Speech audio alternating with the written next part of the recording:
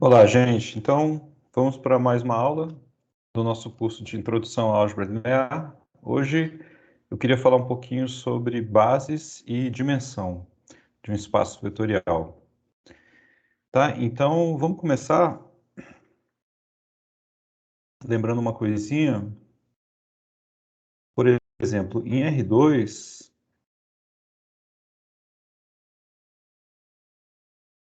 a gente pode observar o seguinte, né? Que nós vimos que dados dois vetores, vamos dizer, U e V, né? Vetores do R2, tais que o U não é um múltiplo de V, por exemplo, geometricamente, a gente pensa que eles não estão numa mesma linha passando pela origem, numa mesma reta. Então, nessa situação,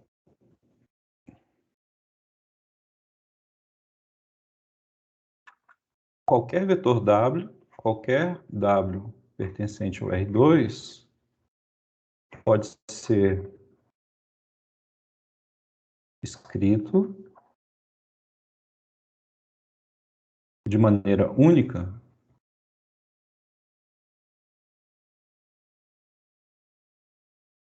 como uma combinação linear de U e V, algo assim, né? W seria uma constante, vamos dizer, alfa vezes U, mais uma constante beta vezes V, tá? Então, a discussão de hoje tenta entender melhor como é que é essa situação no caso geral. Por exemplo, né, em R3, como é que ficaria, né? Em R3.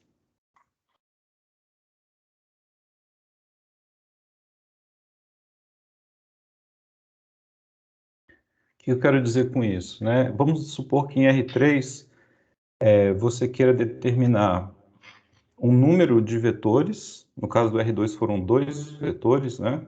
Esse U e V. E eu quero que no R3 determinar um número de vetores e talvez uma condição sobre esses vetores para que eu garanta que qualquer vetor do R3 possa ser escrito de maneira única como combinação linear desses vetores do R3. Tá bom? Então, qual seria um chute aqui, né? Um palpite? Um chute. Bom, se para o R2 nós precisamos de dois vetores, o chute natural é que com três vetores e mais uma condição que nós precisamos discutir, né?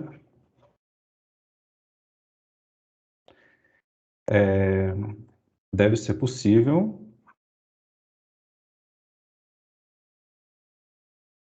para qualquer W do R3 escrever. Vamos dizer que esses três vetores eu vou chamar de V1, V2 e V3, tá? Então, eu poderia descrever, por exemplo, W como sendo um alfa1 V1 mais alfa2 V2 mais alfa3 V3, onde esses alfa são números reais, tá bom?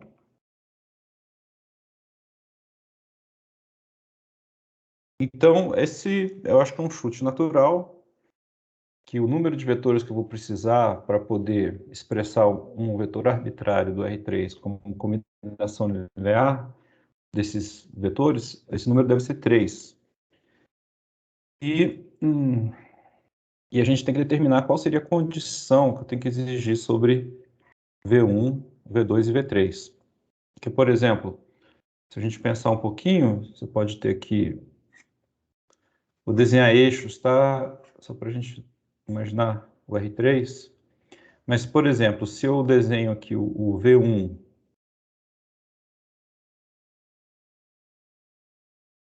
por exemplo, ao longo do eixo X, o V2 aqui no plano XY, tá?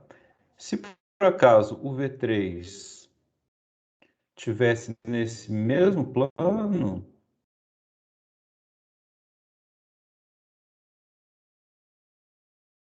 tá? Pense aqui, V1, V2 V3 estão no plano XY. Se eu agora imaginar um W, pegar um W, por exemplo, fora desse plano, parece que não vai dar certo, né? Porque quando eu multiplicar o V1 e o V2 e o V3 por três números, alfa 1, alfa 2 e alfa 3, como o V1, o V2 e o V3 estão no plano, quando eu fizer essa soma, tá?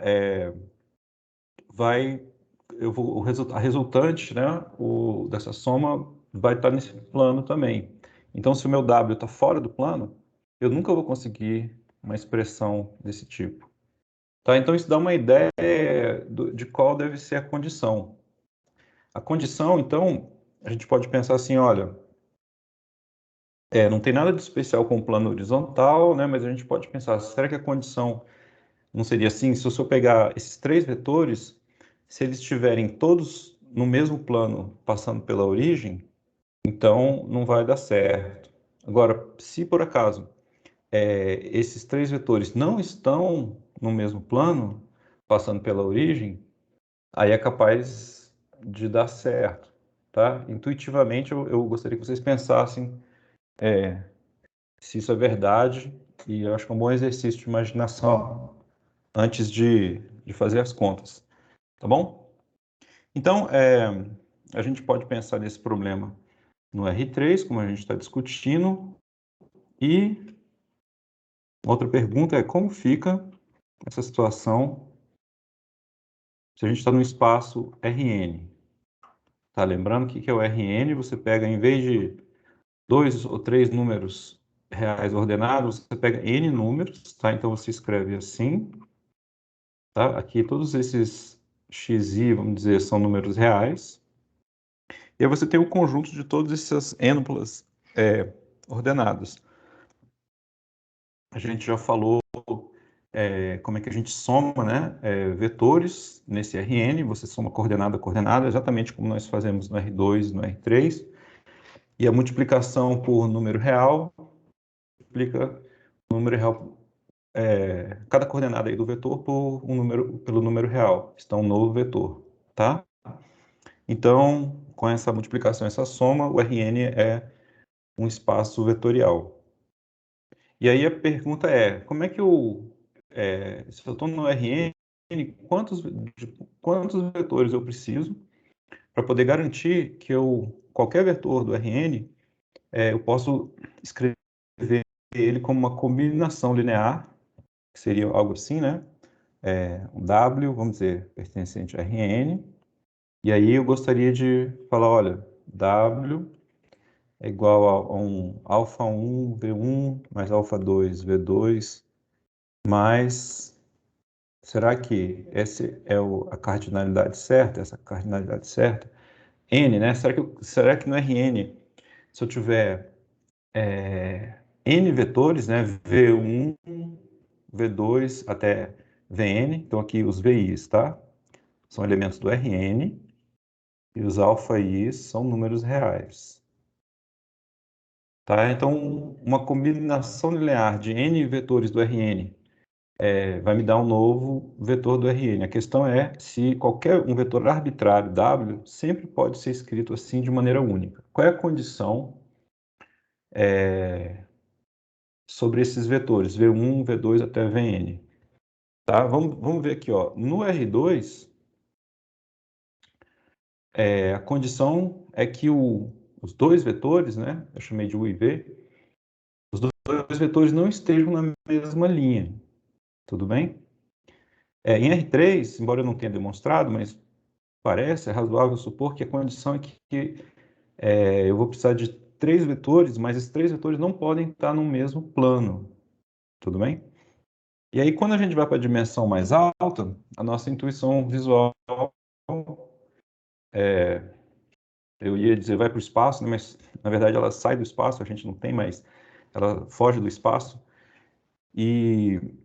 mas a gente pode usar a álgebra, tá? Então eu acho importante vocês entenderem o que acontece em dimensão baixa para estimular as ideias até algébricas que vão surgir. Então aqui no RN, a situação é qual a condição que a gente tem que impor sobre esses n vetores para que um vetor arbitrário do Rn possa ser escrito de maneira única como combinação linear desses V1 até Vn. Então, para discutir esse problema, e depois a gente vai discutir por que esse problema é importante para a teoria e para as aplicações, para discutir isso, eu vou introduzir aqui um conceito fundamental na álgebra linear, que é o conceito de conjunto linearmente independente, tá bom? Então, aqui eu vou dar uma definição. Então, uma definição.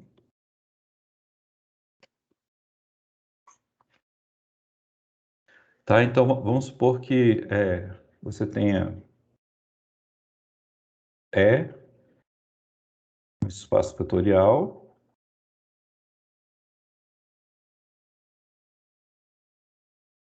e você tem X, um conjunto está contido em E.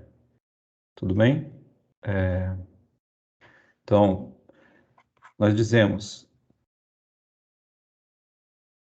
que... Ops, está ruim de escrever hoje. Que esse X é um conjunto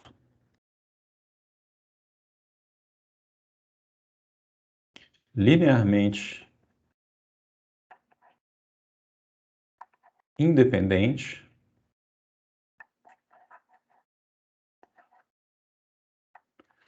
tá? Se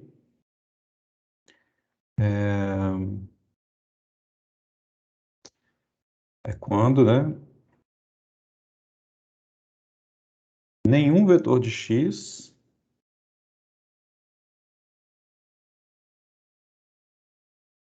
nenhum elemento dentro do conjunto x pode ser escrito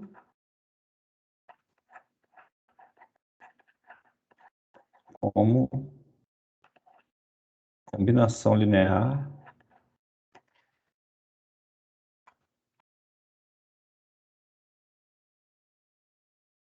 dos outros vetores ou vetores de x. Tá certo? E aí, essa definição um tanto abstrata, tá? Mas vamos ver que ela está muito relacionada com o nosso probleminha que nós discutimos agora há pouco. Então, deixa eu fazer um exemplo, né? Exemplo.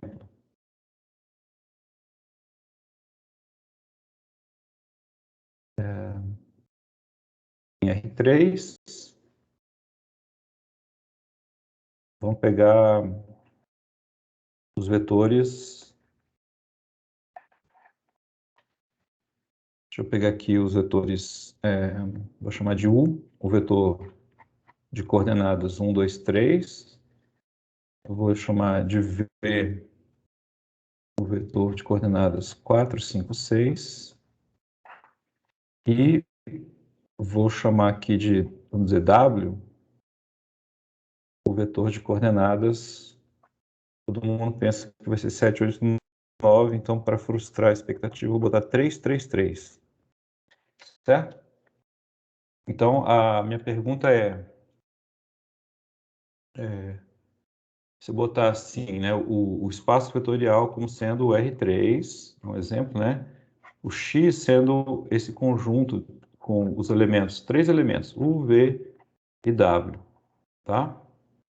Então, tá aqui o subconjunto X, é o R3, e a pergunta será que X é linearmente independente? Então, como a gente vai ter que falar essa palavra, essas duas palavras, linearmente independente, talvez 1000 vezes nesse curso ou mais, então a gente vai abreviar isso aqui por LI, tá bom? É a abreviação que todo mundo faz no Brasil, eu acho.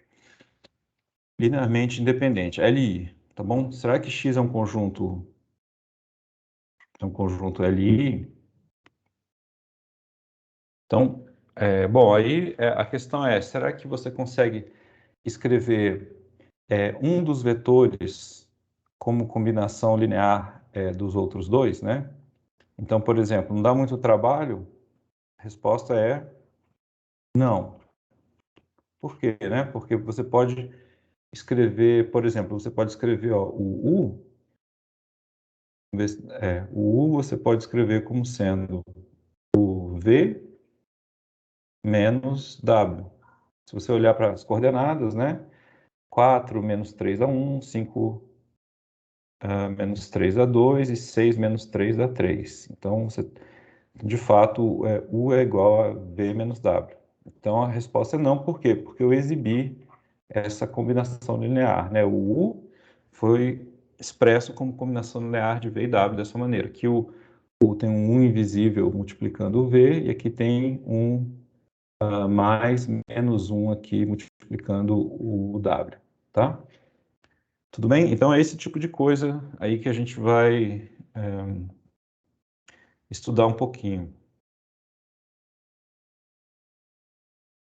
E vamos ver aqui, por exemplo, no RN, né?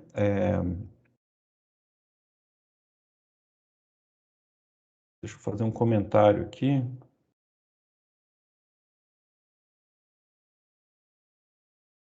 Um pequeno comentário. Tá, no RN, nós vamos,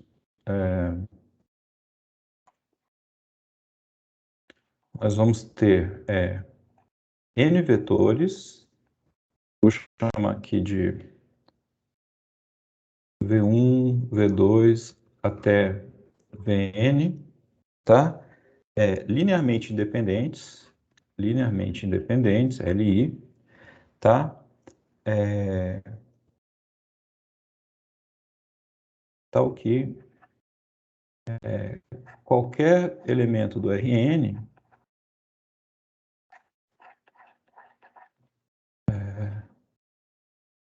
pode ser escrito da forma seguinte, né?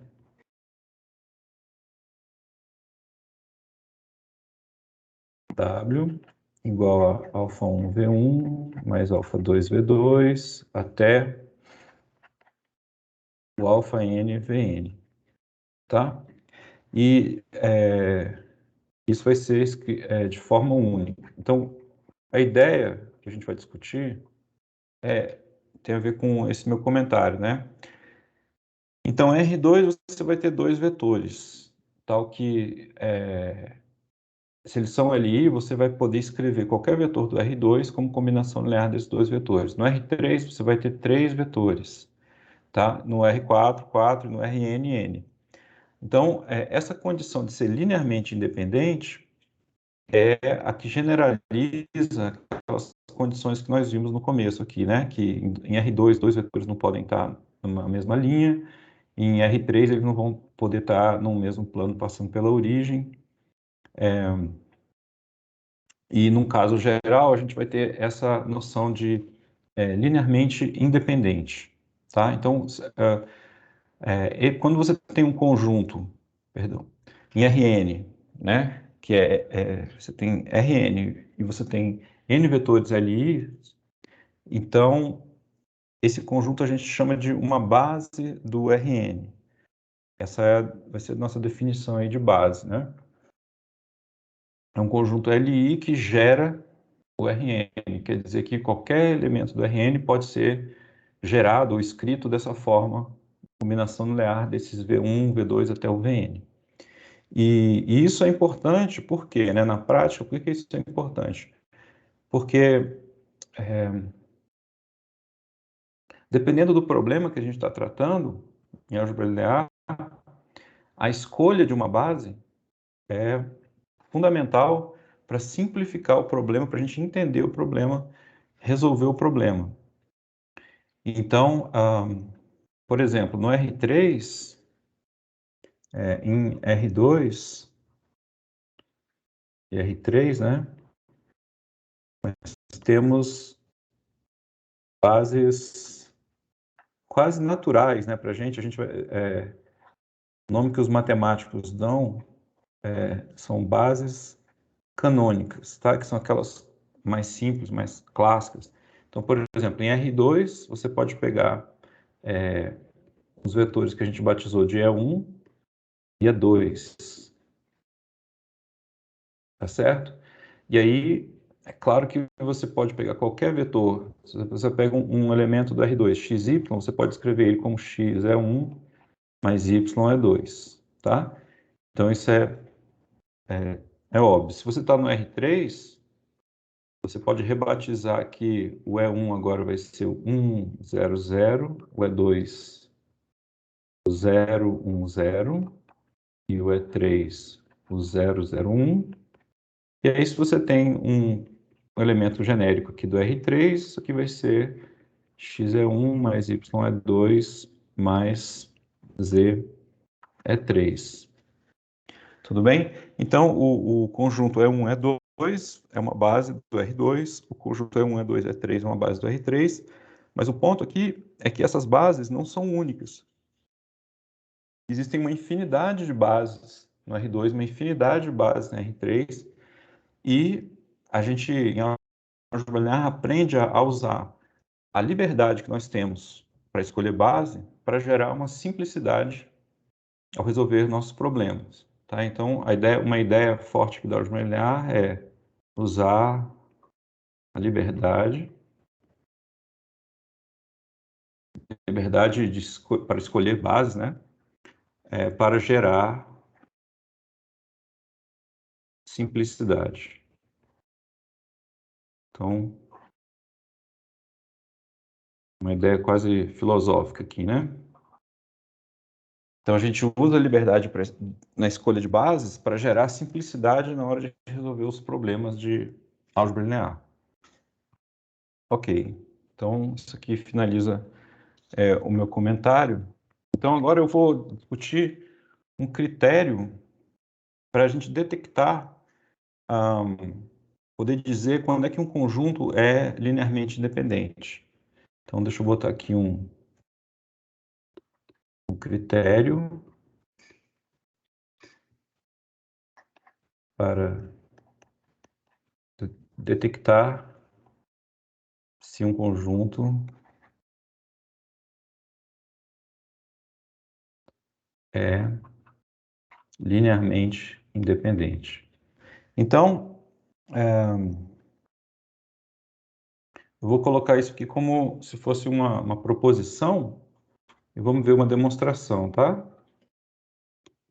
Esse curso também vai ter algumas demonstrações, é um curso de matemática, não dá para escapar, né? Então, vou anunciar assim, ó. Pega um conjunto, seja X, um subconjunto do espaço vetorial E, tá? É um espaço vetorial, tudo bem? E vamos supor que ele seja LI.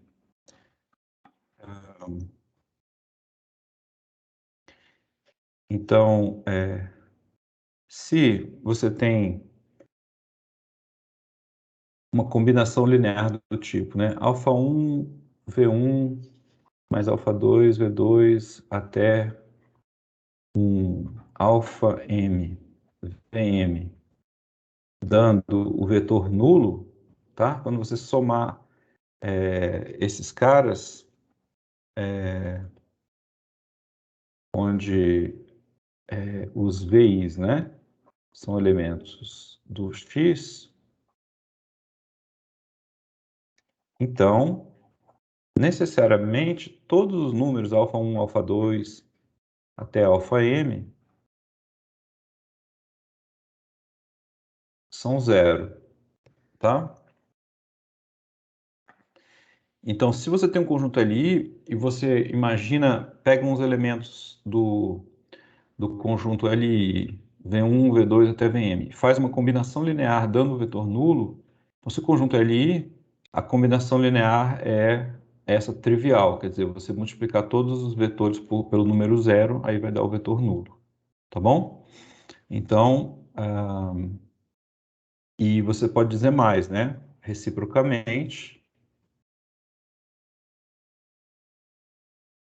se a única combinação linear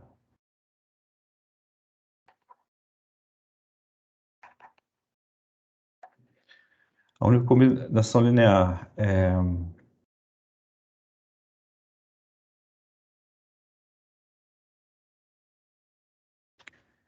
deixa eu só ver aqui como é que eu escrevi, gente. Desculpa. Tá, se a única combinação linear é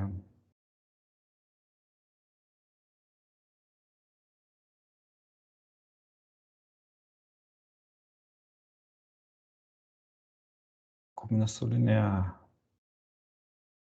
de vetores de x dando o vetor nulo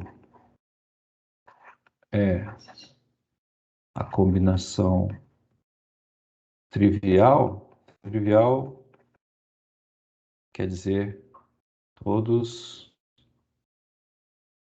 os coeficientes iguais a zero.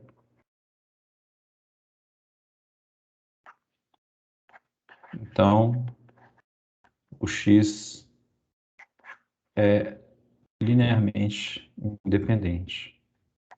Vamos ver se está claro isso aqui.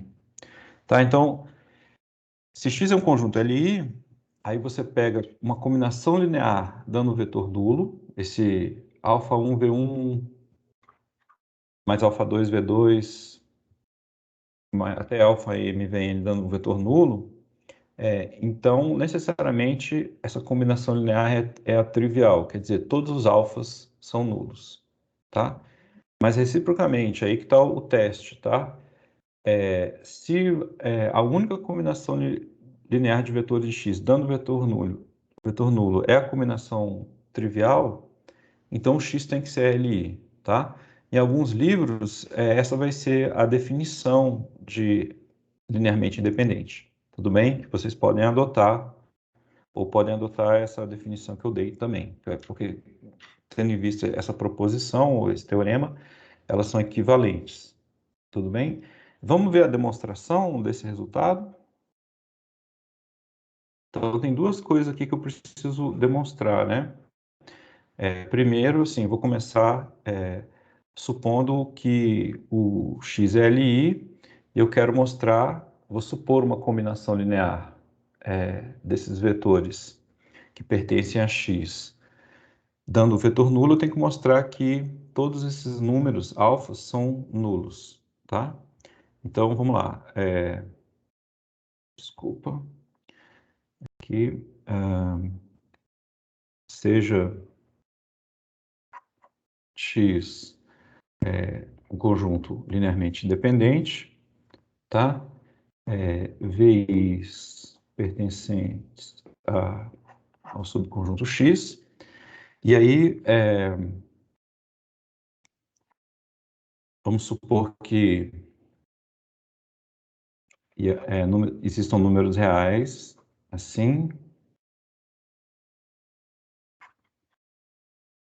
tais que você tenha aquela equação acima, né? α1, V1, mais α2, V2, até o alfa M, Vm, dando o vetor nulo, tá?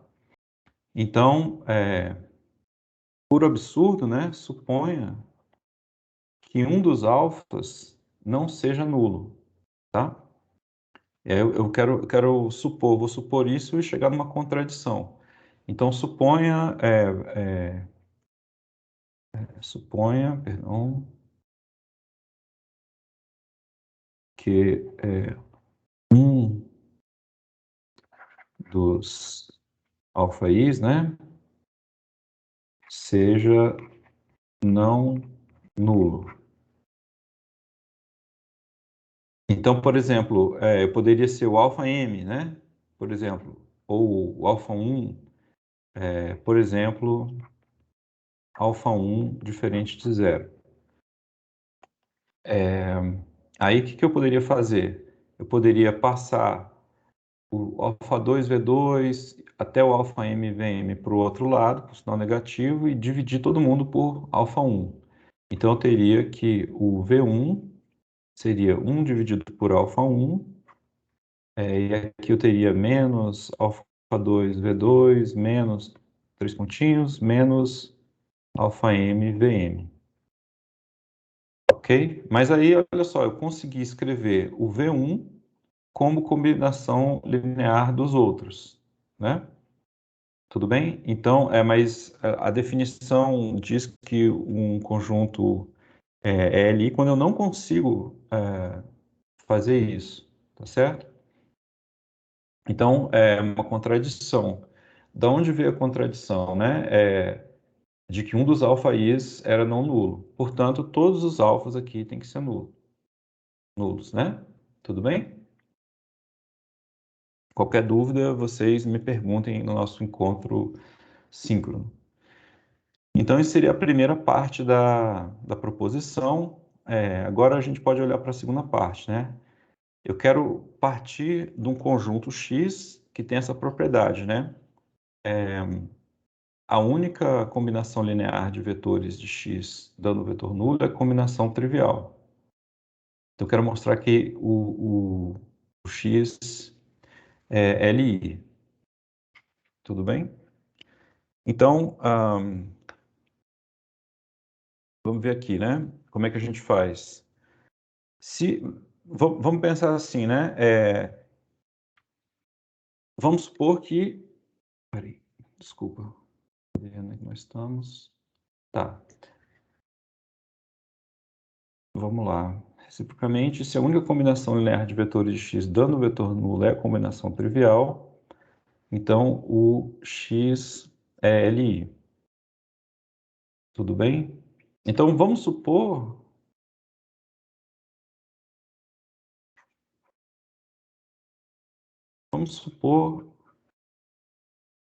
que x não é, tá, linearmente independente. Aí eu vou quero chegar a um absurdo. Então, x vai ter que ser linearmente independente, tá? Então, vamos supor que o x não é linearmente dependente. Então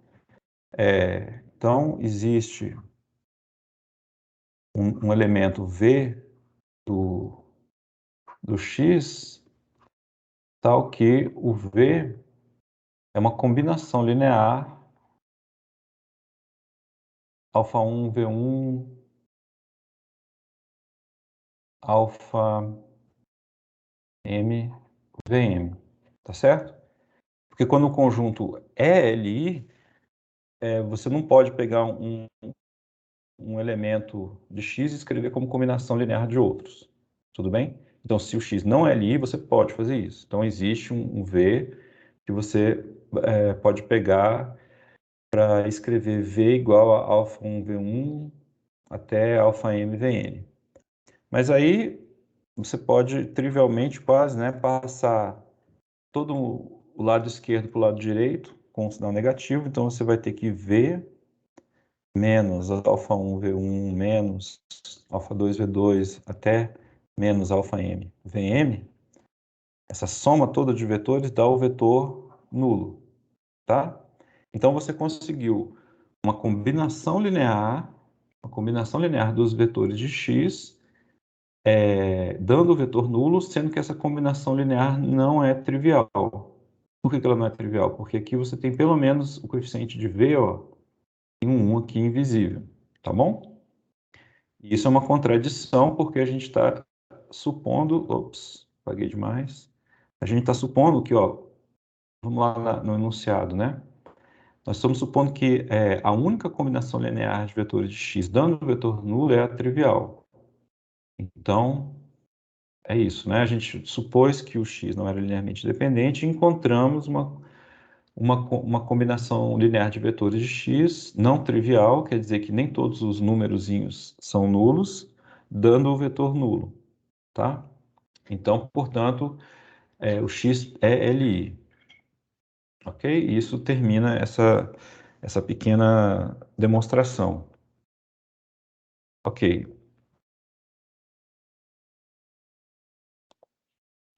Vamos. Então, agora, queria fazer uma observação bem simples. Ops.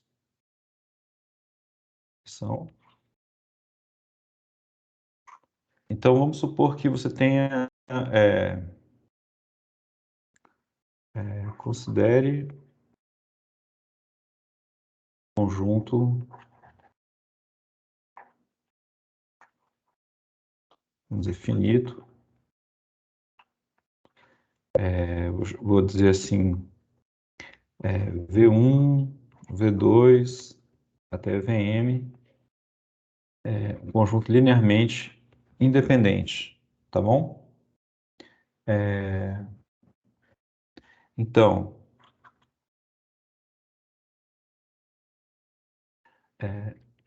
se podemos escrever, digamos, um vetor V, está muito ruim minha letra, né? Ups. Mas se podemos escrever, digamos assim, V, né? Um vetor V como sendo alfa1, V1, alfa2, V2, até alfa-m, Vm, e também o mesmo V, tá? O mesmo V de forma supostamente diferente. Beta1, V1, mais beta2, V2, até beta-m, Vm. Então,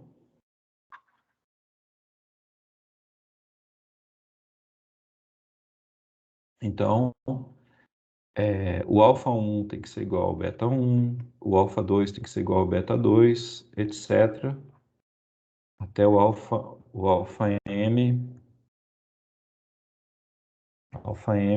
igual a beta m. Ou seja, simbolicamente gastamos um tempão, eu gastei, né, para escrever, mas quando o conjunto é Li, se você escreve um vetor como combinação linear desses vetores Lis, a maneira de escrever essa combinação linear é única. Ou seja, esses coeficientes, os alfas, você imaginar um bando de coeficientes alfas e outro bando betas, na verdade eles são iguais, tá bom? É isso que essa observação está dizendo. E por quê, né? Porque, ó, se você tem V, como V é igual a V, se você subtrair, né, V menos V dá o vetor nulo, V menos V é o vetor nulo, e se você olhar para o lado direito e subtrair, você vai ficar com alfa1 menos beta1, multiplica o V1, etc., até o alfa m menos beta m, que multiplica o Vm, tá? Mas aí o conjunto V1 até Vm é linearmente independente, e aí você tem uma combinação linear dando o vetor nulo. Quando o conjunto é Li, todos os coeficientes são nulos, tá bom? Então, como V1 até Vm formam um conjunto linearmente independente, todos os alfas são iguais aos betas. Tudo bem? Essa era a observação. Então, isso tem a ver, por exemplo, se a gente está no R2, né? E aí a gente tem dois elementos linearmente independentes. Aí a gente pode pegar qualquer elemento do R2 e escrever de maneira única. A gente pode associar dois números, um alfa1 e um alfa2, uma vez que a gente escolheu um conjunto de dois vetores, V1 e V2, tá? Esses números é o que a gente vai chamar de coordenadas do vetor V na base V1, V2, tá? Então, essa observação, ela chancela essa ideia de coordenadas, uma vez que você tem esses conjuntos de vetores LIs, tá? Que geram o espaço, qualquer vetor do espaço pode ser escrito como combinação linear desses vetores que você escolheu. Então, você pode associar a essa escolha desses vetores esses numerozinhos, que são as coordenadas, tá bom? Então, deixa eu escrever aqui a definição que está surgindo naturalmente dessa discussão, né? Então, a definição de base, definição, tá? Então, vamos dizer aqui, ó, que uma base, essa é uma das definições fundamentais desse curso, tá? É uma base de um espaço vetorial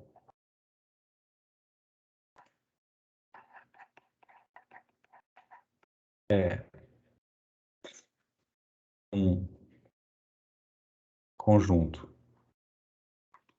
vamos dizer B, né? Para lembrar de base, é um subconjunto do E, tal que ele é linearmente independente e que gera,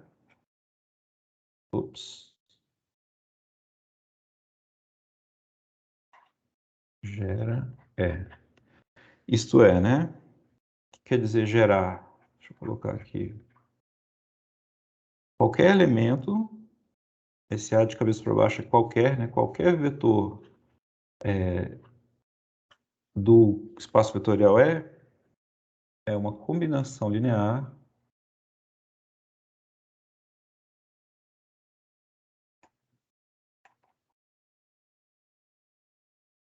de vetores ou elementos de B, tá bom? E aí a gente também diz assim, por exemplo, se B é igual, vamos dizer que a gente tem um número finito, V1 até Vm, número finito de vetores, tá? E aí a gente vai poder escolher, você pega um V, um elemento do espaço vetorial E, e a gente escreve ele como combinação linear, deixa eu usar a notação de somatório aqui, né? I de 1 até M, alfa I, VI, tá? Notação de somatório. Nós dizemos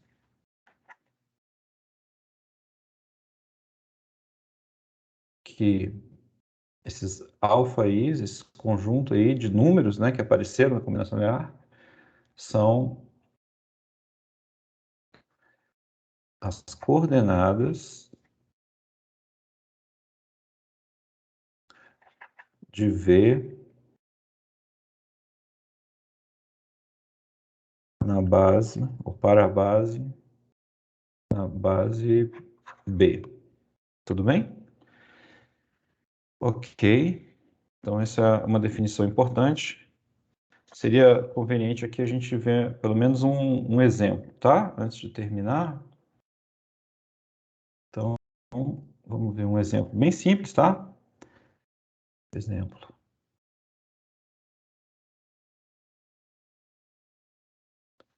Que em R2 nós temos uma base, né? A gente pode pensar que o E como sendo o R2, aí eu poderia escolher uma base que poderia escolher os vetores E1 e E2. Onde, né, lembrando, o E1 é o 1, 0, o E2 é o 0, 1. Tá?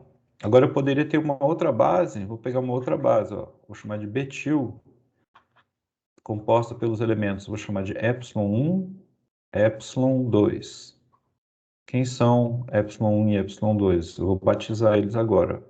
O epsilon1 é o ponto raiz de 2 sobre 2, raiz de 2 sobre 2, e o epsilon2 é, vamos dizer, menos raiz de 2 sobre 2, raiz de 2 sobre 2.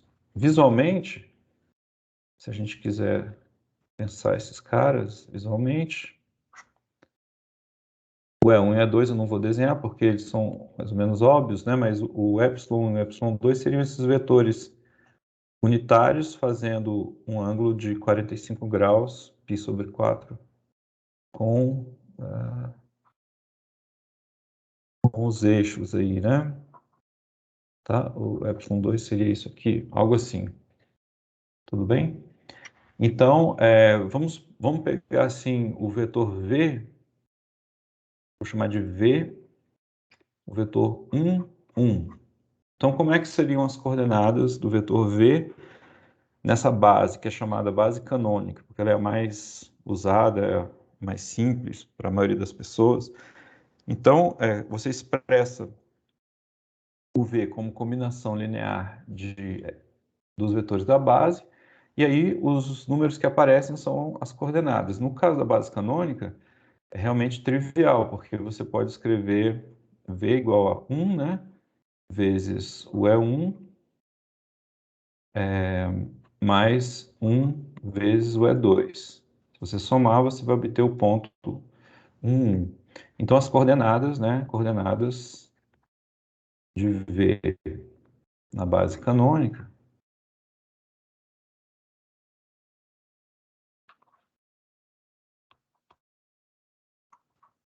são esses números, o 1 e o 1, tá certo?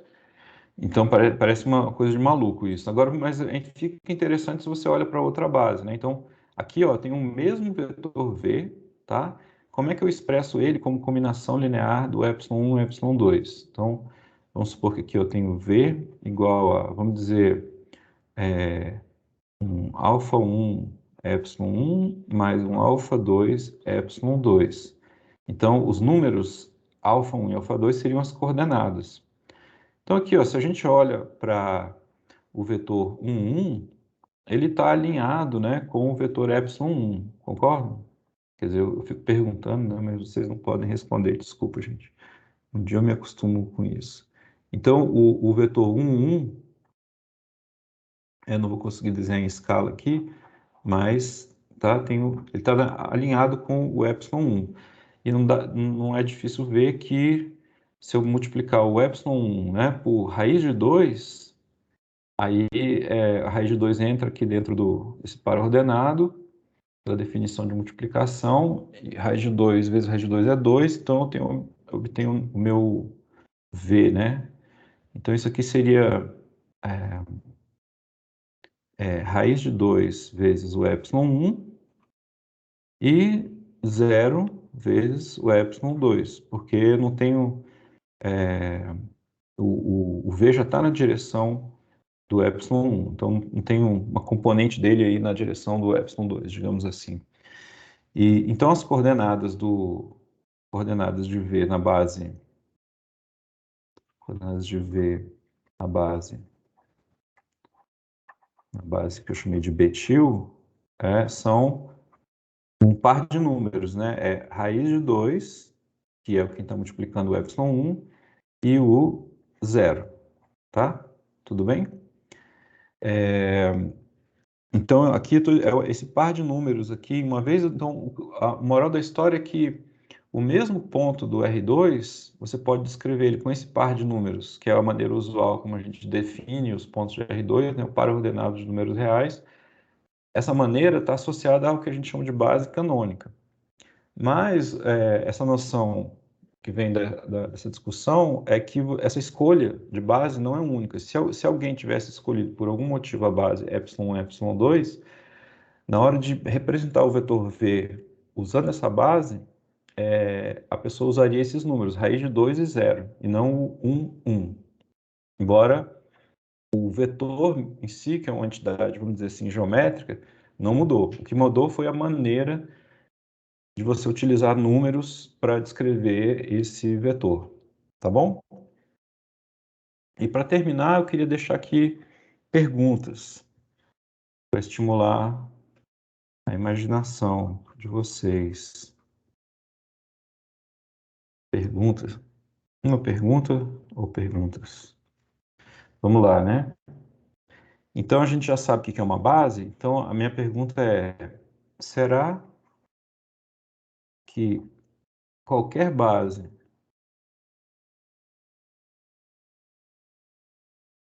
de R2 tem dois elementos,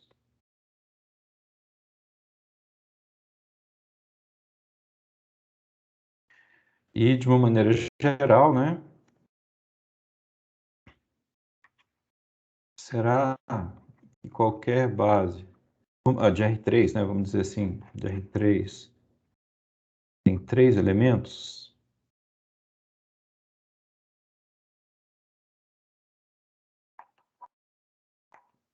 E agora, de maneira geral, será que qualquer base de Rn tem n elementos? Tá, então notem que eu não tô perguntando se em R2 só existem duas bases, né? Eu estou perguntando, pega uma base de R2. Será que ela tem sempre dois elementos? Então aqui a gente viu duas bases, né? A base composta pelos vetores E1 e E2, que são dois elementos, a base betil composta pelos elementos ε1 e ε2. Será que pode existir uma base do R2 com três elementos, por exemplo? Será? Ou não? E no R3, a mesma pergunta.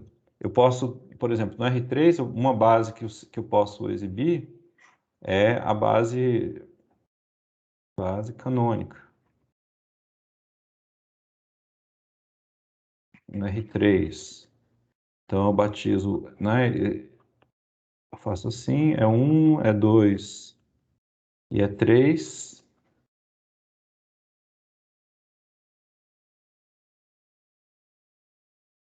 Isso aqui tem três elementos, é 1, é 2, é 3.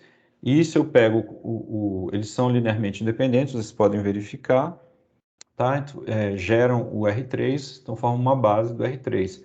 Será que você poderia ter no R3 uma base com dois elementos? Ou quatro elementos? Ou cinco elementos? O que acontece, tá? E eu deixo essa pergunta em aberto, e aí, se vocês responderem para o R2 e para o R3, pensem como seria para o Rn. E a gente discute isso nos exercícios ou na próxima aula. Tudo bem? Então, eu vou parando por aqui. Até a próxima. Só desligar a câmera. Eu sempre demoro um pouquinho